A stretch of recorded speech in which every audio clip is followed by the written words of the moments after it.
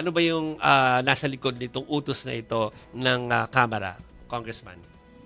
Mabuting naglabas na ng order ang Speaker of the House of Representatives na umuwi na si dating Chairman of the Committee on Appropriations, Congressman Saldico. Isang malaking hakbang ito para mapanagot at malaman natin kung totoong may kasalanan siya kasi siya ang makakasagot sa mga makaanomalyang insertion. Itong 100 bilyong pera para sa mga flood control projects na mga substandard at ghost project pala ang iba. So it will bring accountability, it will bring justice, at makita naman ng mga kababayan na gusto ng pagbabago na may ginagawa ang ating gobyerno sa anomalyang ito. Paano po pag hindi po umuwi o hindi sumunod po si Kong Zaldico?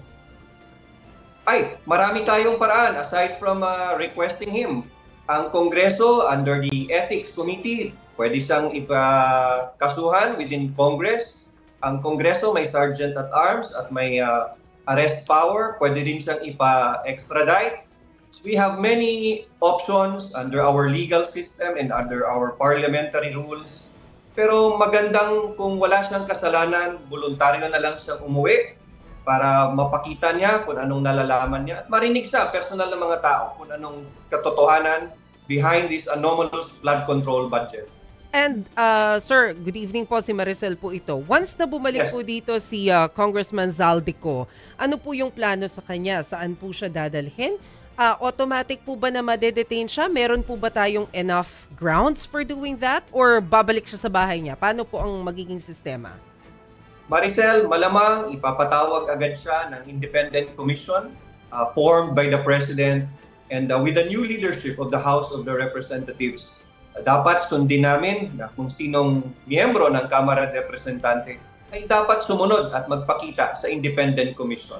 That's the only way we can find out the truth and find accountability. So, ibig sabihin, pag uwi po niya dito, malaya siya. Hindi naman, hindi siya ikukulong agad, hindi siya i-detain. We don't have basis for that. Not yet. That's right.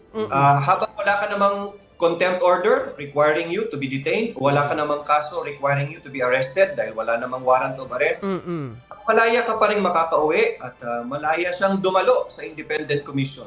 Sa palagay ko, dapat di na kailangan ipatawag pa siya. He should present himself before the independent commission and ipakita niya kung anong nalalaman niya para maintindihan natin ito lahat.